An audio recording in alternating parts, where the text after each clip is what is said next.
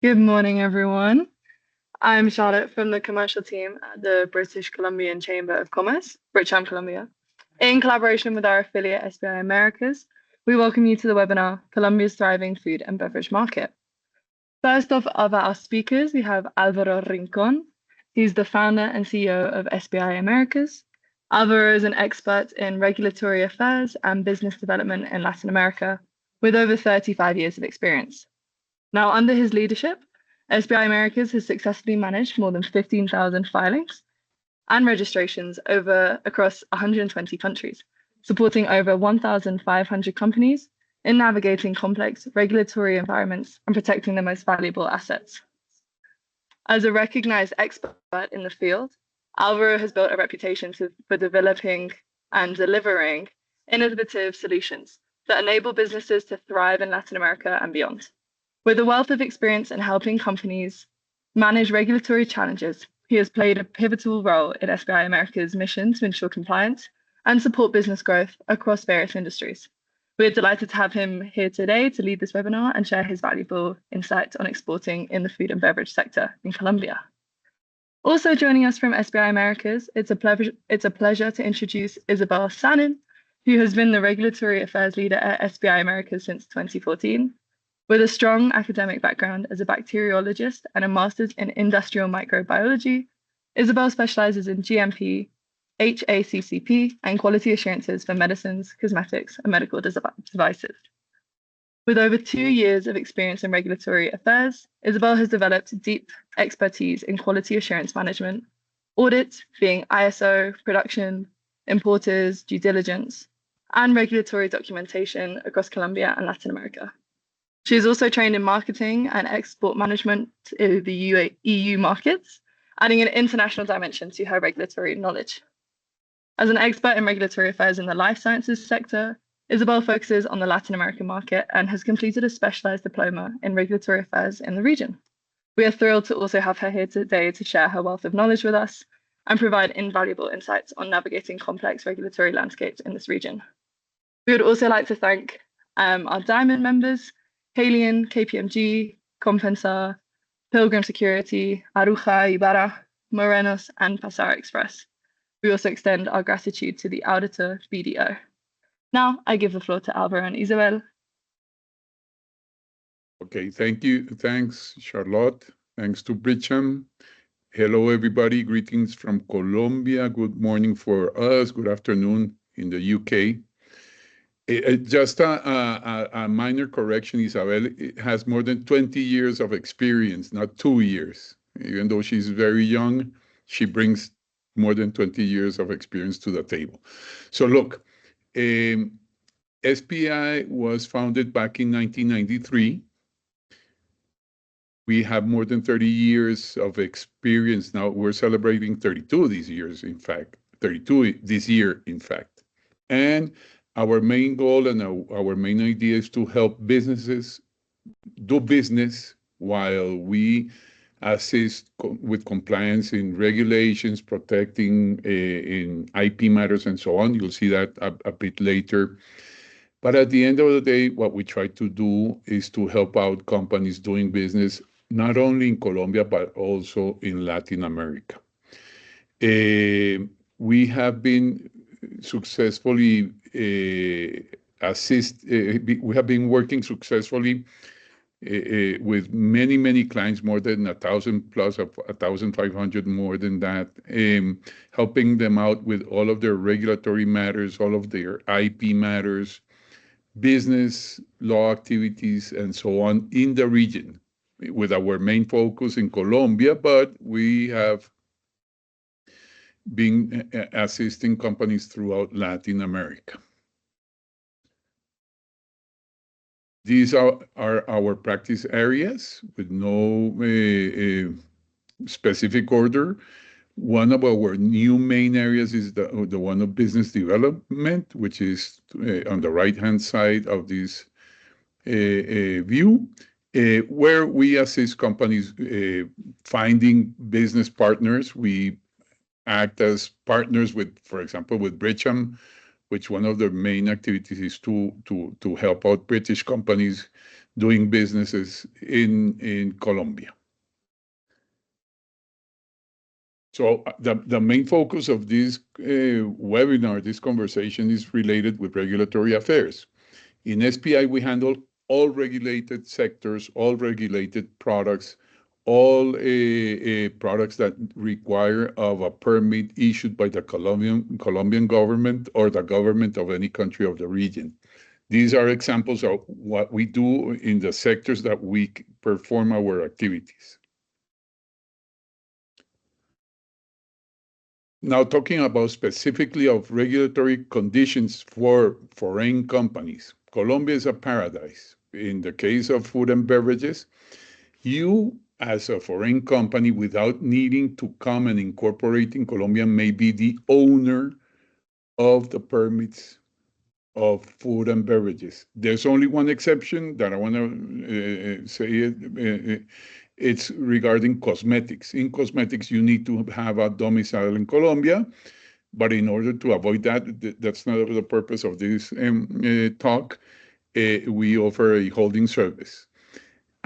Also, you may appoint as many importers as you wish, or as the product demands, or as the market demands, and so on.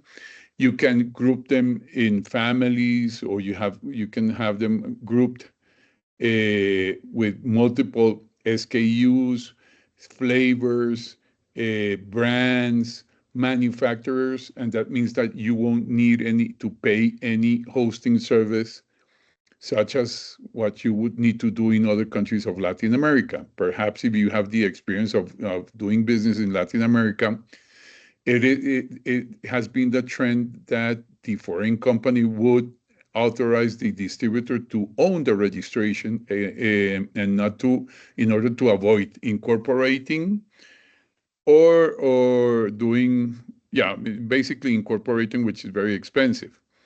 That at the end might be a risk in case the importer does not perform well. But in Colombia, you have the control of your business. Basically, this is what you would need to address before entering Colombia, okay? You would have to appoint at least one importer. You would need your manufacturing site or sites should be included on the list of sites before the Colombian authorities. You would need to check if the ingredients that are on your product are authorized, or if there's any ingredient that could be banned. Then with your regulatory team, you would prepare the information, gathering legal documents and technical documents. Then there is a submission. You obtain the health permit. Once you obtain the health permit of the product or products, that product may be entered into the country via an importation, and then your distributor can do the local commercialization. That's basically the route that products subject to registrations follow.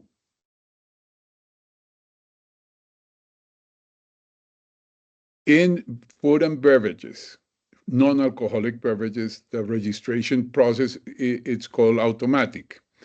In the world, automatic means that you make a submission, it comes out immediately.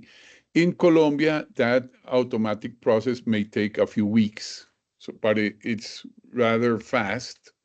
But at the end of the day, the difference is that once you make the submission, if the submission passes the first tier of review, that means that there's going to be a registration that is going to be granted. If once the registration is granted, the entity, which is called INVIMA, I forgot to mention it, INVIMA is the Colombian National Health Authority, makes a review, and it could be possible that after the review, a formal request of further information, clarification, and or correction may be issued by them. this process would give time to reply, to answer, and so on. And if the reply, the answer is fine, your registration will be in full force for the term that we will see a bit later of life of the type of registration. I don't know if we have here people from the alcoholic beverages industry. If we do, the process is a bit different, which is it's non-automatic. It can take, and we'll see it a bit later also, a few months. And the review process is before. In food and non-alcoholic beverages, the review process is after granting the registration. If for alcoholic beverages, the review is performed before issuing either an office action or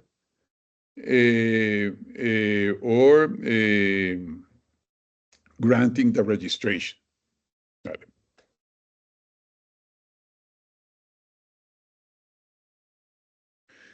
In Colombia, these are the type of permits, and I want to point out the two that are highlighted in green or with the dashes in green. You're being from abroad, that means that your products will be from the type of import and sales. If you send the products fully finished, no need to do anything here, or to import, pack, or bottle and then sale. Those are the two that are relevant for what we're doing today here, because the other ones are meant to be for local manufacturing and so on. Okay. For registration purposes, you have to be you must be aware that there are two types of documents that are required to be obtained and to be submitted to INVIMA.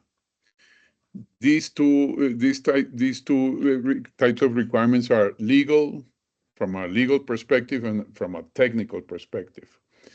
From a legal perspective, these are the documents that you would need to have: a power of attorney granted to SPI, our office, or to whomever you want to work with. That must be legalized, up to apostille. A letter of authorization to at least one importer, so they can import and sell your products. A free sale certificate issued by the competent authority in UK. If your facility have been reviewed for GMP or for HACCP, if you have those certificates, even though they're not mandatory today, they're welcome. If your products are done by a third party, a manufacturing contract must be included. Even though this trademark registration, which is highlighted in blue, even though it's not mandatory, number one, nor it's a regulatory requirement, it is 100% recommended.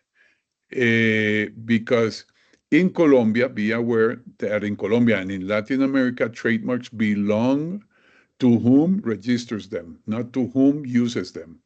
And number two, that trademarks are territorial. That means that you have to go country by country making the proper registration. It doesn't mean that if you don't have a trademark ongoing in Colombia or duly registered in Colombia that you cannot do business in Colombia. Yes, you can. But you have to be aware that there is a risk that perhaps somebody could go and file the trademark, and then you'll have an issue, which is not a regulatory issue, it will be a legal issue. Then we have the technical information that must be complied with. That technical information is for you to be confident. It's not your confidential information, your proprietary information, and so on. It is basic information that you would have or you would use on a daily basis. This that in any way you have to provide secret information from your product. We tend to use this example for our when we quote this, is that for example in Colombia, Coca-Cola has a registration. You can imagine that I'm 100% sure that they're not supplying if they have an ingredient or something which is secret, okay? Also, you would need to provide the artwork. The artwork, be advised that you can, and Isabel is going to talk a bit about this later on, the artwork may be the same one that you have back home, but then there's some certain information that must be in Spanish, and that certain information in Spanish may be added via a sticker. So you don't need to make changes to your labels. Obviously, if the market grows and you're striving and so on, you're thriving, not striving, thriving, and your product is thriving in our market, perhaps you could consider making a label for Colombia. But in any case, you don't need to do that. You can include the required information in Spanish via a sticker. If your products have claims and so on, you would need to prove whatever supports the claim that you're using. Okay. And for alcoholic beverages, again, if we have somebody from the alcoholic beverages industry here, there should be a certificate of analysis of the beverage. And this document, even though technical, must be an apostille, which is normally tends to be a legal issue. And lastly, you would need to submit how is your lot number identified. And again, Isabel is going to talk a bit about this in a few moments. Okay. Okay. Here in Colombia, the process of obtaining a registration for a food, a beverage, and alcoholic beverage, as you can see, has day and night differences. For food and beverages, as I said before, it's automatic, and here automatic in Colombia is at 15 days. Here we have 20 to 30 days. And for alcoholic beverages, the process of obtaining the registration would take around 6 to 8 months, okay? Then the validity of the registrations are for food and beverages and food and beverages, non-alcoholic beverages. It all depends on the risk of the product. For low risk products, 10 years. For medium risk products, 7 years, and for high risk products, it is 5 years. Maybe there will be like a question, which is a low risk, which is a medium risk, and which is a high risk. High risk would be, for example, products made from meat, for example. Medium risk would be flour, and low risk would be sugar. I gave examples, but Isabel knows more than me of that matter. And then alcoholic beverages have a 10-year validity. So that's it. Now I'll pass the mic to Isabel. And maybe if you have questions, so if you want to I don't know, Charlotte, how do we do it? If they post them on the chat or? Okay, Jillian has a question here.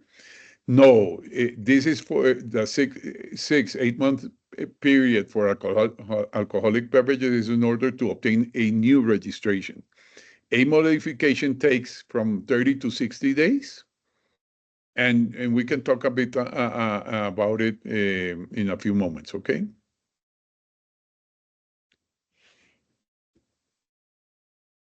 Okay.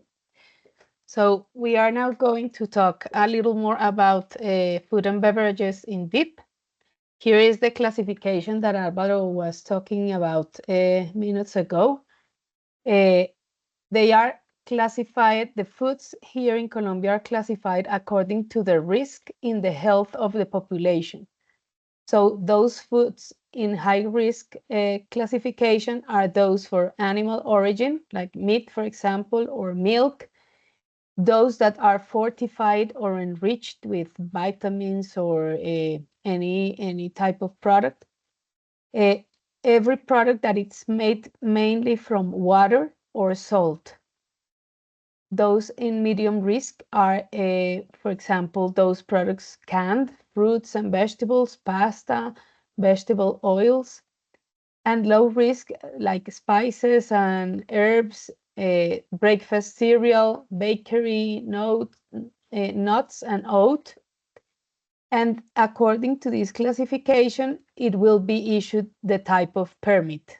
The process, it's exactly the same for all the products.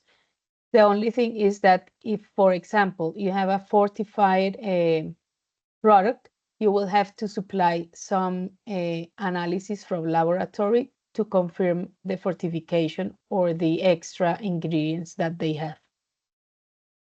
There's a question, Isa. There's a question. What about ketchup and salad dressings? Aderezos de ensalada y salsa tomate.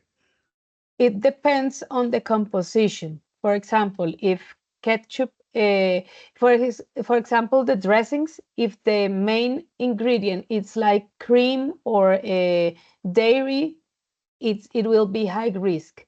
But if for example, the main ingredient is like, I don't know, tomato, Oils, it can oils. oil, it can be like low risk or medium risk. So to classify the product completely, we have to check all the list of ingredients. Okay. And ketchup. Ketchup, also the same. It can be classified between high or low or medium risk, depending on the ingredients. Most of the ketchups, if the main ingredient is tomato, normally it will be high risk. We will provide the legislation to check. We will provide.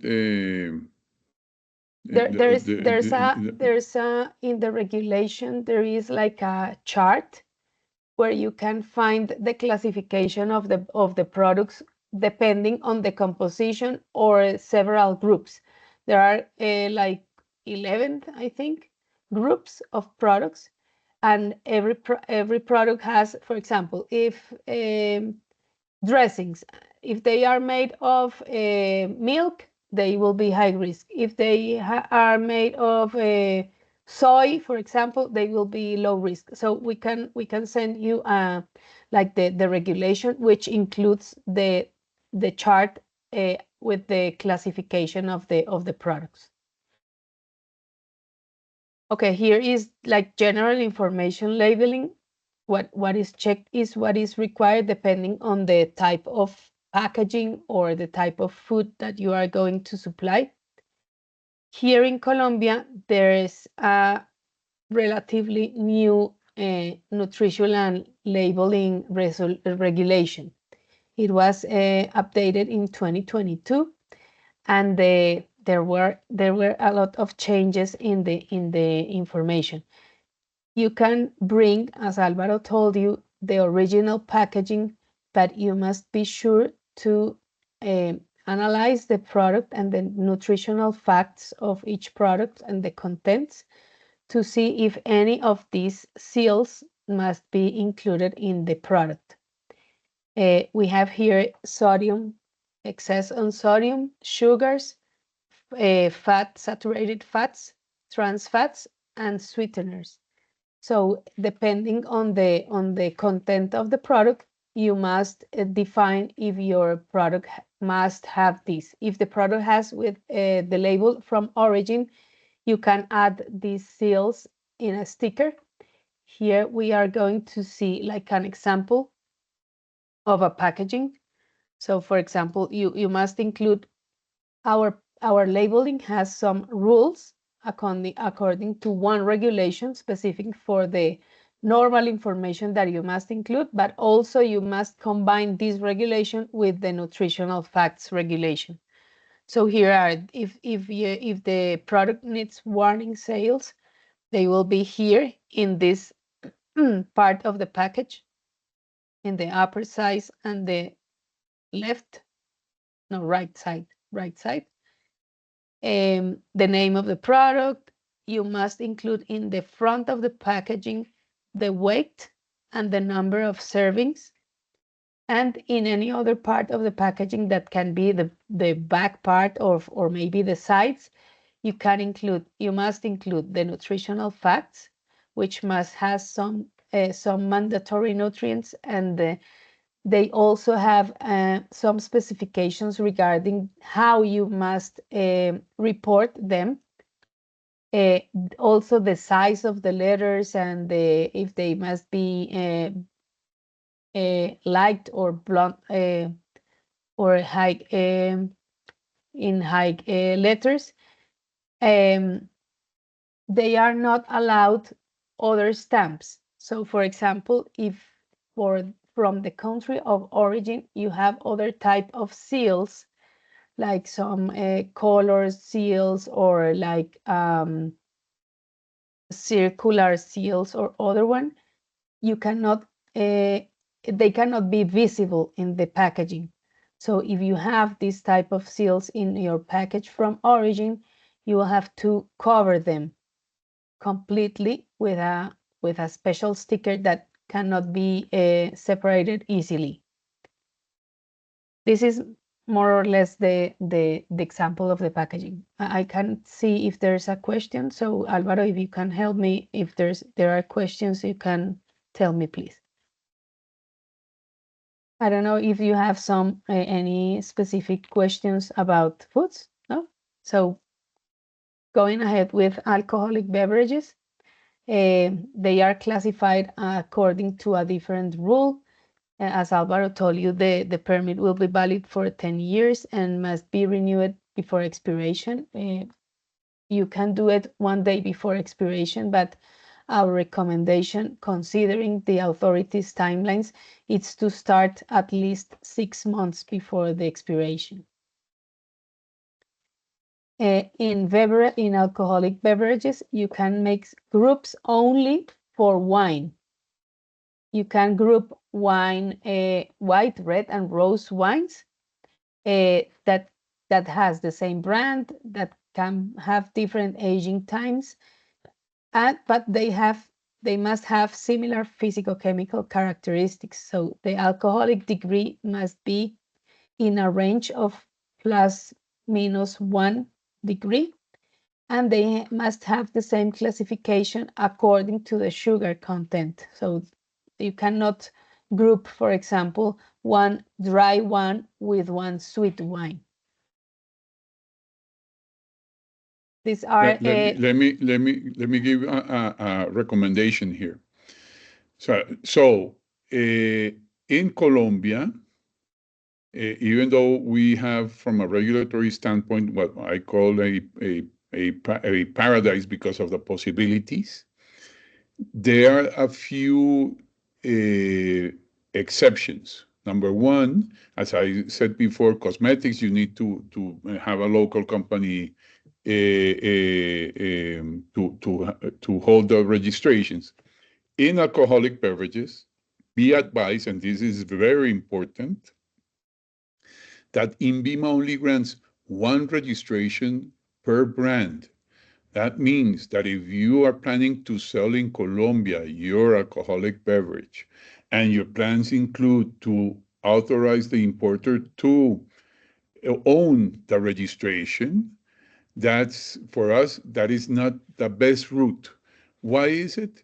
Because if Colombia only grants one registration and this importer does not perform well, and you wish to change the situation by asking the importer to transfer the registration to another party, even to you, because alcoholic beverages, you may be the owner even though you're outside of Colombia, it could be possible that they would say, yes, but you have to give me $1 million in order to return the registration to you. So our recommendation, which is very, very practical, is that you should own the registration. This for alcoholic beverages. And by doing that, you have control over your business. Okay? That's that recommendation we've seen in the past many situations where the foreign company authorizes somebody and then that somebody does not perform well and then they want to solve the contract, the situation, and so on, and they cannot reach an agreement. And INVIMA, the health authority, cannot do anything. And even though you have a contract in Colombia, fighting for the what is written on a contract may take years. No, for food and beverages the same advice. The advice is always the same. You should have control over your registrations. But that big difference is that in food and non-alcoholic beverages, in case there's this situation, you can give a new set of documents and obtain a new registration. But that is expensive. So you'll see, we brought you the figures of how much would the official expense would be to obtain a registration. It's $1,000 to $2,000. And then if you do it that way, and then if needed, you need to obtain a new registration. It's going to take you time and more money. So even though our advice is that you have control over your business. Okay, thank you. Okay, here are like examples of how you must include some mandatory information in the labels for alcoholic beverages. You also have to use the trademark, the type of beverage, the net content, the content of alcohol in percentage, and there are some mandatory texts that must be added into the label. This is like the exceso de alcohol es perjudicial para la salud, that the excess of alcohol it's not good for health, and you can include it in the label from origin, or you can add it with a sticker. For the back labels, you can put the information also in one label from origin, or you can put a complementary sticker like this one, for example, which you must include the importer's data in Colombia and the number of the health permit and another mandatory text. Some important notes for beverages is that the GMP compliance is mandatory for alcoholic beverages. This GMP compliance can be supported with different documents if the country of origin doesn't state a mandatory GMP for manufacturers or for alcoholic beverages. You can demonstrate the compliance of good practices with other documents, with HACCP, with the ISO, or, for example, with a certification of an entity that states that your facility fulfills the requirements and the conditions that are regulated in the country. The complete manufacturer's address is not required anymore in the label. You can put just the name and the country of origin, and you cannot use stickers to include the expiration date, which is mandatory in some type of alcoholic beverages, no wines, but for example, those that are like creams or made with some dairy ingredients. The lot number or the alcoholic degree cannot be included in stickers neither. There is some situation regarding the labels exhaustion, that it's a process that you can apply for in BIMA when you have mistakes or changes in your product and you have product in the market. For foods and beverages, normally the labels exhaustion is given for 6 months, that can be extended for 6 months more if you can demonstrate that the original condition cannot be, that you cannot deplete the labels during these 6 months according to the original condition. For alcoholic beverages, there are some specific situations where INVIMA will accept or authorize the labels exhaustion, and it will be just once for 3 years. So it's different system, but in both cases, if you have a mistake or if you have a change on your product, you must report the change to the authority and then ask for a labels exhaustion, so you won't lose the product that you have in the market. There are other conditions that will not be accepted by the authority too. So when you need to apply for a labels exhaustion, so we have to check specifically which is the condition, and in this case, look for alternatives to put the product in the market. Okay, here are other regulatory activities that must be considered in addition to the obtention of the health permit, which are local licenses. For example, maybe the importer must require a local authorization, or in this case, for imported foods and beverages, there are not too many specific local licenses, but maybe you have to consider that. For alcoholic beverages, there are, not for food and non-alcoholic beverages, but for alcoholic beverages, the importer must have a certain authorization that is given. It's like they have to have a bonded warehouse where certain activities are to be performed.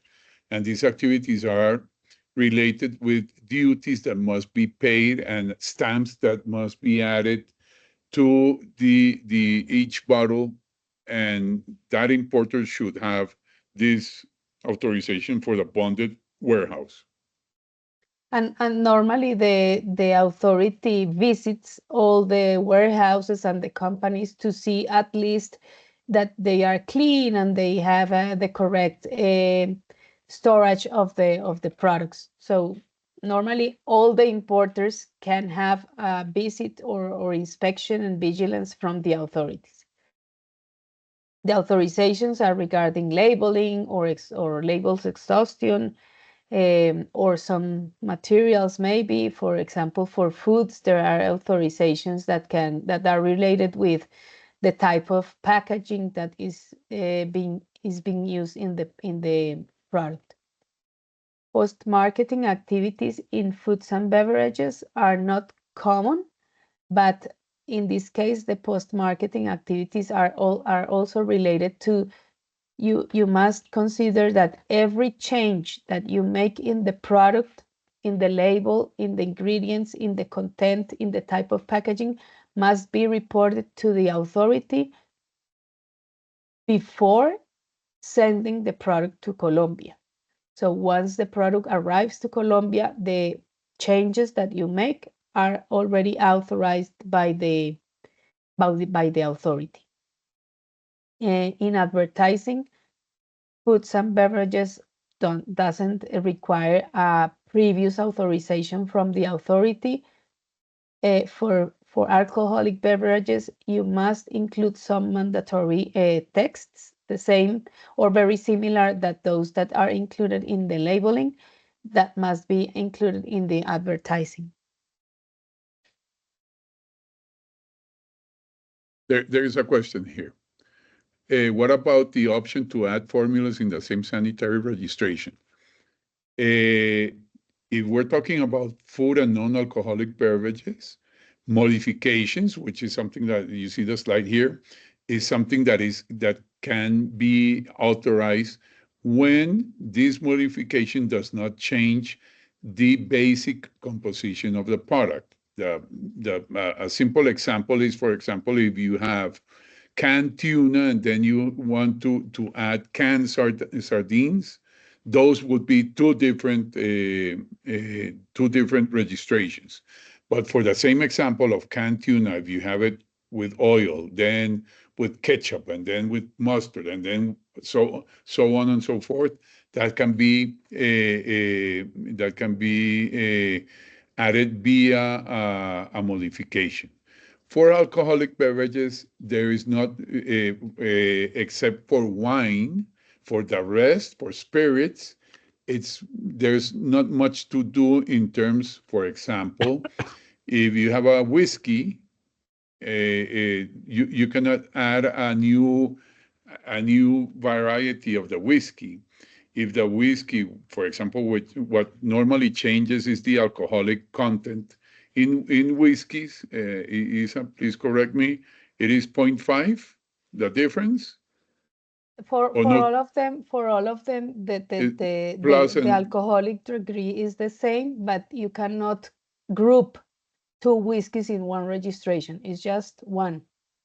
The but you only can thing, have that the one only, plus one minus one oh yes, alcoholic. yes. For example, if you have one whiskey with 40 and the other one has 45, and it's the same brand and it's the same aging and composition, you can group them in the same registration.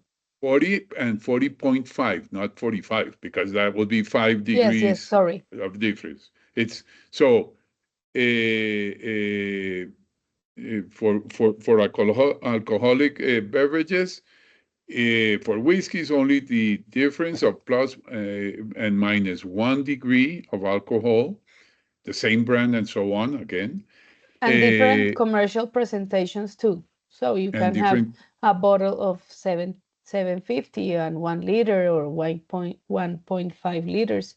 This can be grouped in one registration too. And then, therefore, every added formula should attach the label for that. Yes, at the end of the day, whatever goes into the market must have the composition public or But open for to the. example, it's important. Sorry to interrupt.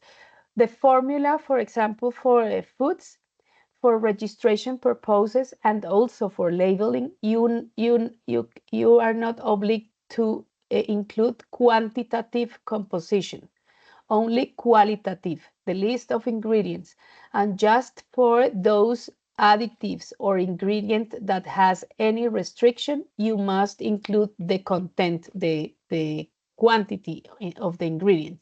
So only the list of ingredient is mandatory. It must be in a decreasing order. So the first, the higher concentration of the ingredient must be the first one, and then the other ones. And the list of ingredients that you report for registration must be exactly the same list as you put in the label. For regulatory purposes and for obtaining the registration, it is not mandatory to submit the label of a food or beverages, but we always ask for the label because in our experience, it happens many times that the list of ingredients in the technical data sheet is different than the list of ingredients or than the name or than the content that is included in the label. So what we do normally is to compare both to be sure that when the product is in the market will be in compliance with the information that you submitted to INVIMA. For alcoholic beverages, yes, it is mandatory to submit the labels because INVIMA has to check if the information is complete.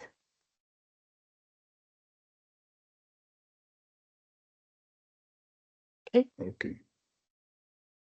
Okay, So so these are associated processes regarding regulatory activities.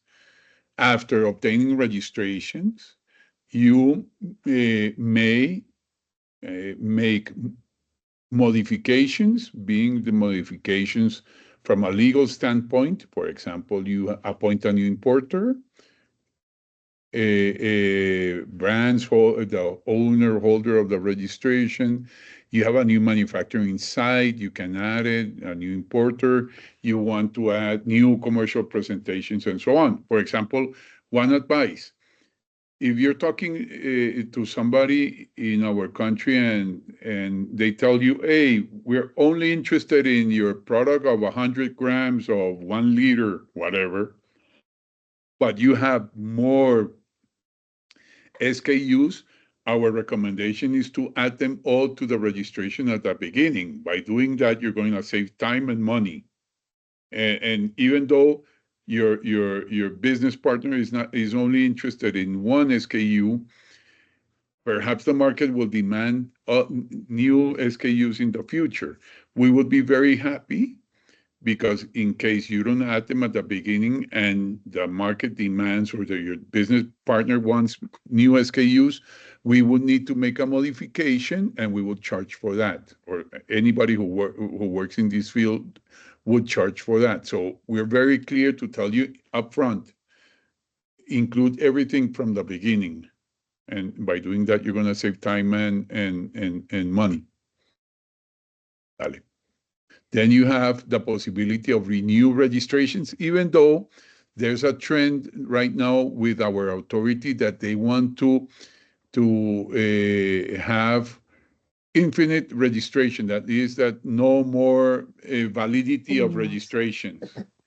So it could be possible in the future that registrations won't have a validity as we showed you a few slides before. You can also cancel a registration when you're not wanting to do business here in Colombia. The authority may suspend the registration. If you recall, for food and non-alcoholic beverages, the process is after, the review is after. If you fail to comply with what the authority is asking for, or you don't answer at all, your registration may be suspended, and then you have time to lift that suspension. If you fail to do that, your registration may be subject to a cancellation. Okay, and always in a regulated and a country with laws, you can appeal any decision that is made from the authority when you do not agree with their decision.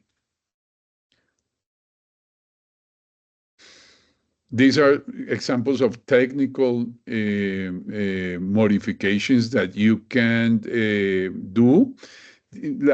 I think that the most important advice is that you can make changes, even with the composition or the ingredients, when these changes do not affect the basic formula or the basic composition of the product. Again, as I used before, the example of the canned tuna versus the canned sardines. And It's not the also the same type product. of product, no? Because, for example, cookies and a cake sometimes has the same ingredients, flour, sugar, and butter, but they are different types of products. So a cookie it's different than a cake. So you cannot group a cookie and a cake the same thing as the tuna and the sardine. Or another example, you see cheese. You have cheese that are aged, you have fresh, and so on. In some cases, you cannot group them. It all depends on the type of product. Again, everything is depends on certain factors to see if you can actually do it via modification or via a new registration. It all depends. Here are some tips. This is what we call the snake of tips, and if you follow, you'll have what we try to tell you here. follow this snake. That we can summarize in coherence and correlation of the information, the importance of the every information is correlated, and if the manufacturer is A in the technical data sheet and the free sales of certificate, it must be the same manufacturer in the label. So this is the importance of this snake.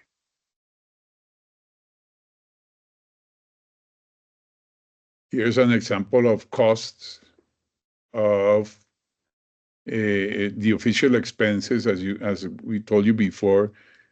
It's meaningful. So being our advice that owning the registration would prevent you, in the case of food and non-alcoholic beverages, of spending more. And in the case of alcoholic beverages, we 100% 100% recommend that you own the registrations in all sectors, but more in alcoholic beverages because of what can happen in case your distributor does not perform the way you want. We have a question here. Is it mandatory to provide documents in local language, which is Spanish?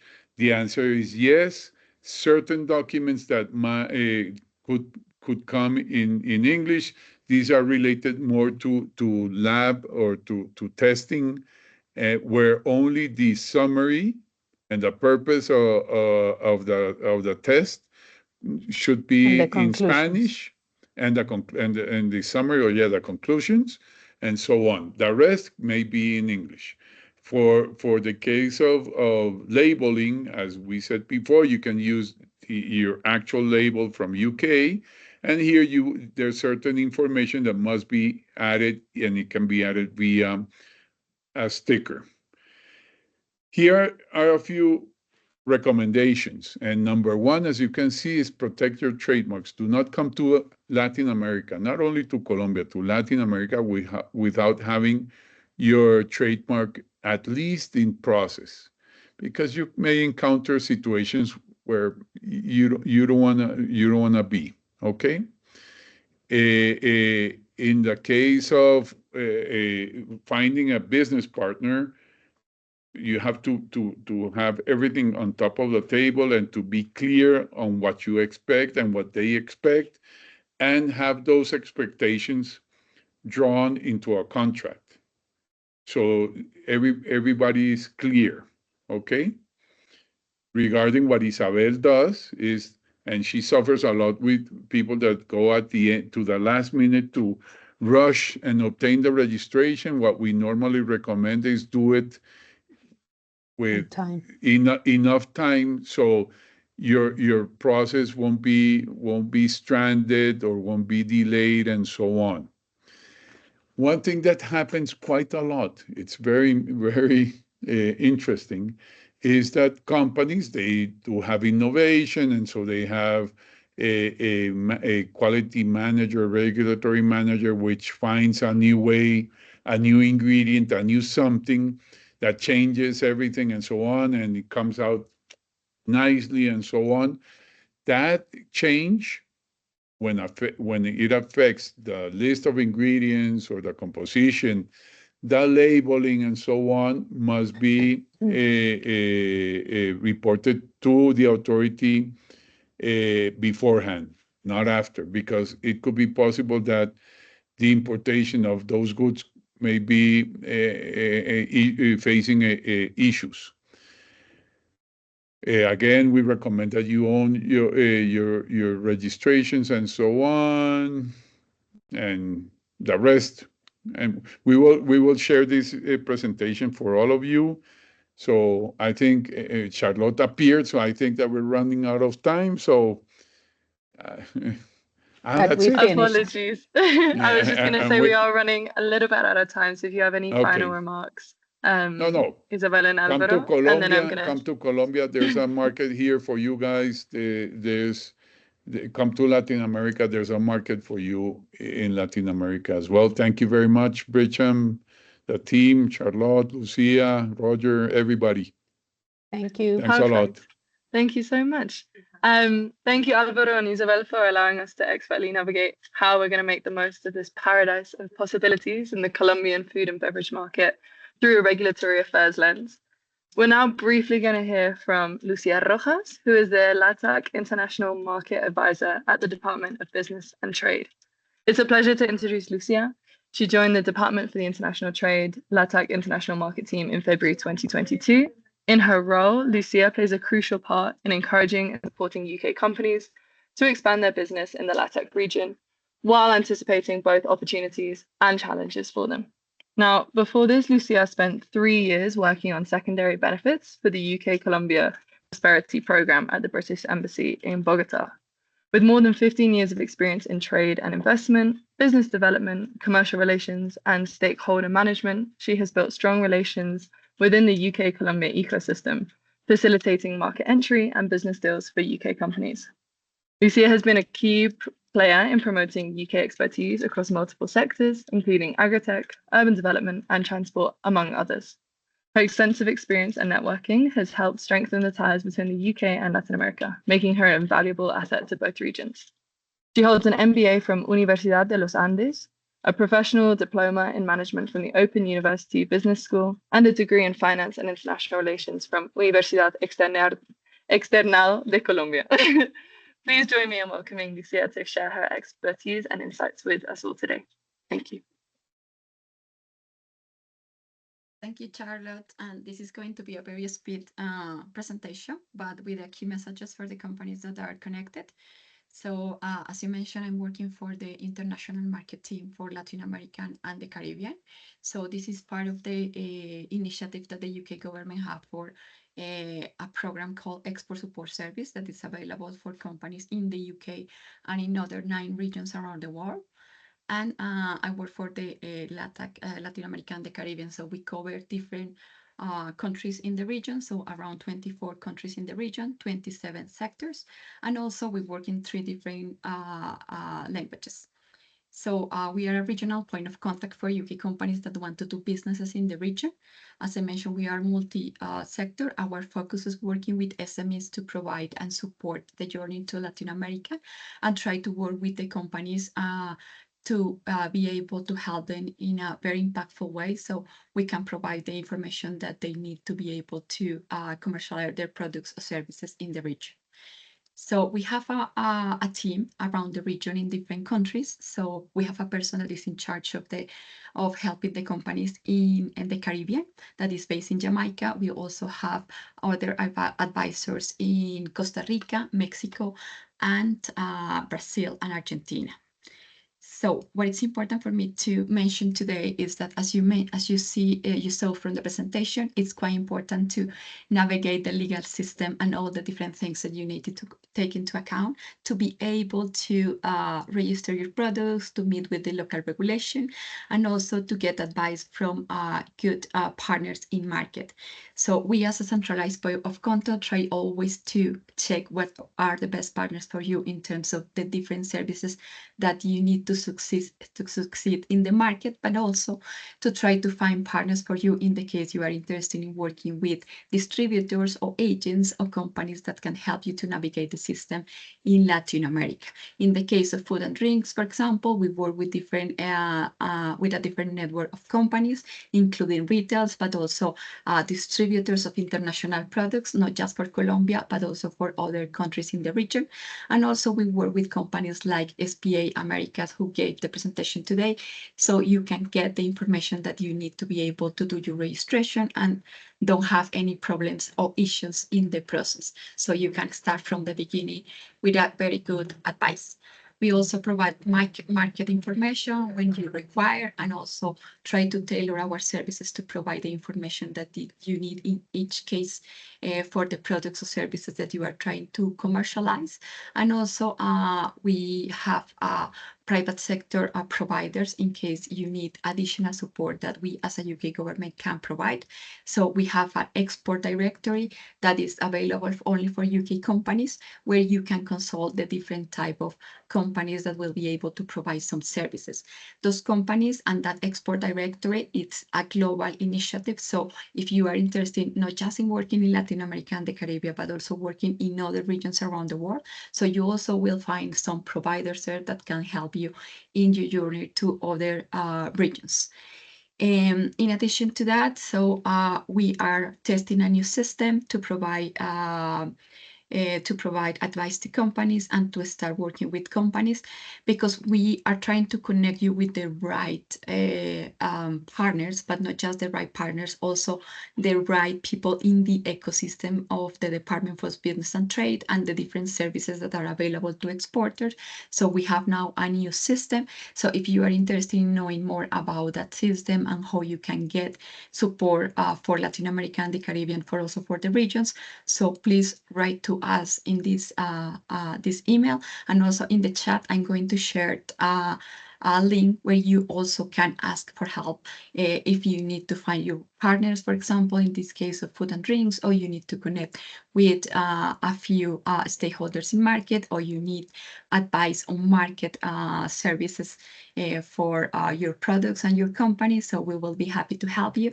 So I'm going to put the link on the chat so you can include the information that you need, the information of your company, and after that, so we will connect you with the best person in the ecosystem to talk to, and based also on your conditions of your company, but also the interest in your markets in the region.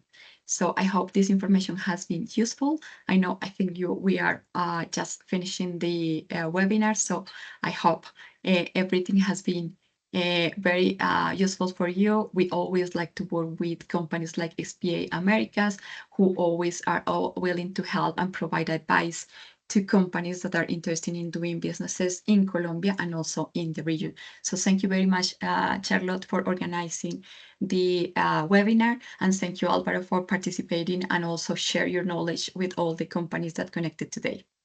Yeah, one last thought here. We from Colombia were able to go any place in our region. So because we have a quote here, thank you for the meeting. Would appreciate more regulatory affairs webinars for food and beverages for South American countries, any day, anytime. Okay. Amazing. Thank you so much, Alvaro and Okay. Isabel from SBI Americas, and to Lucia from DIT for all your time and expertise this morning. It's been truly valuable to have you all here, and I've learned so much, and it's been very, very informative for all our members. So thank you so much. You can find us on social media at BritCham Colombia. But that's all for today. So thank you so much, everyone. Bye-bye. Thank you.